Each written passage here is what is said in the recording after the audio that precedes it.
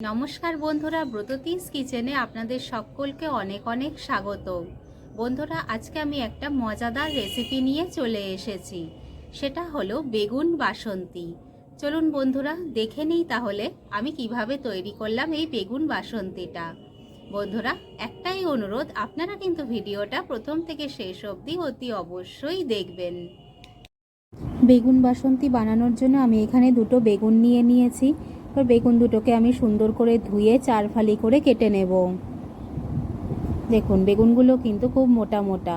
সরু বেগুন হলে আপনারা 2 ভাগ করে নেবেন, আর মোটা বেগুন হলে মোটামুটি 4 ভাগ করে নেবেন।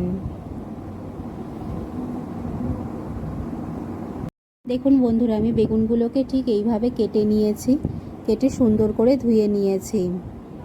এবার আমি এগুলোকে নুন হলুদ দিয়ে মাখিয়ে নেব, আর মাখিয়ে কিছুক্ষণ রেখে দেব।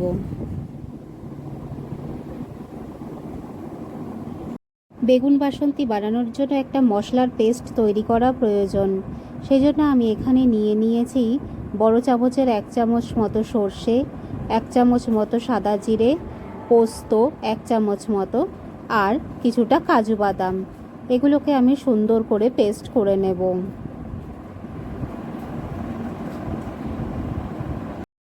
এখানে আমি নিয়ে নিয়েছি 4-5টা কাঁচা লঙ্কা। এটাও আমি ওই মশলার সাথেই পেস্ট করে নেব। আমি এখানে বেগুনগুলোকে সুন্দর করে ধুয়ে নিয়েছি। ধুয়ে নিয়ে নুন হলুদ মাখিয়ে রেখে দিয়েছি মোটামুটি 5 মিনিটের জন্য। এবার আমি এগুলোকে তেলের মধ্যে দিয়ে ভেজে নেব। এখানে আমি তেল গরম হতে দিয়ে দিয়েছি।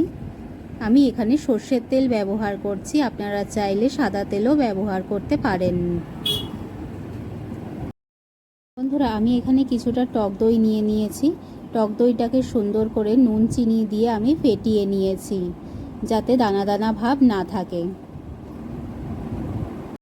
কড়াইতে তেলটা গরম হয়ে গেছে। এবার আমি বেগুনগুলো এর মধ্যে দিয়ে সুন্দর করে ভেজে নেব। দেখুন, একটা একটা করে আমি বেগুনগুলো তেলের মধ্যে দিয়ে দিচ্ছি।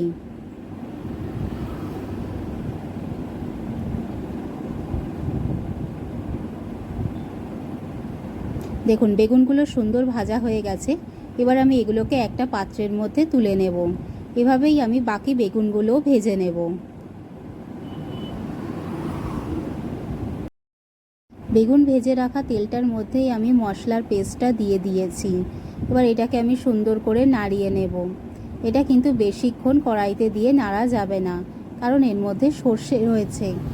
তা নাহলে এই সর্ষেটা কিন্তু তেতো হয়ে যেতে পারে।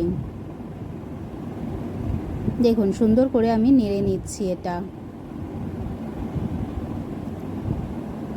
এবার আমি এর মধ্যে দিয়ে দিচ্ছি হলুদ গুঁড়ো। নুন চিনিটা আপনারা আপনাদের স্বাদ মতন দিয়ে নেবেন। এটা দিয়ে আমি সুন্দর করে নেড়ে দিচ্ছি।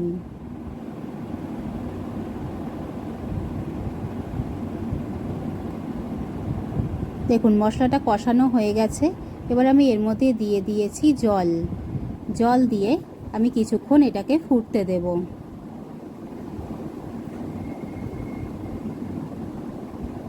ঝোলটা ফুটে গেছে বন্ধুরা। এবার আমি এর মধ্যে দিয়ে দিচ্ছি টক দই। টক দইটা দিয়ে আমি এটা সুন্দর করে নাড়িয়ে নেব, আরও কিছুক্ষণ ফুটতে দেব।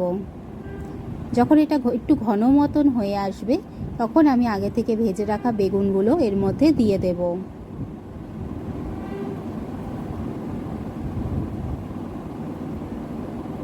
ঝোলটা কিন্তু অনেক সুন্দর ঘন হয়ে এসেছে। দেখুন, এবার আমি এর মধ্যে এক এক করে বেগুনগুলো দিয়ে দিচ্ছি। দিয়ে মোটামুটি 5 মিনিট মতন আমি ফুটিয়ে নেব।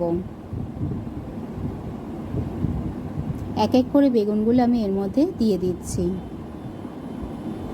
ঝোলটাও ঘন হয়ে আসবে, আর তখনই কিন্তু তৈরি হয়ে যাবে আমাদের বেগুন বাসন্তী।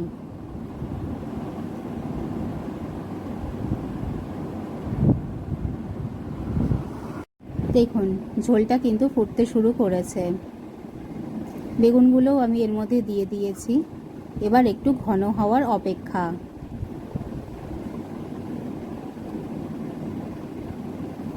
ব্যাস, তাহলেই কিন্তু রেডি হয়ে গেল আমাদের বেগুন বাসন্তী।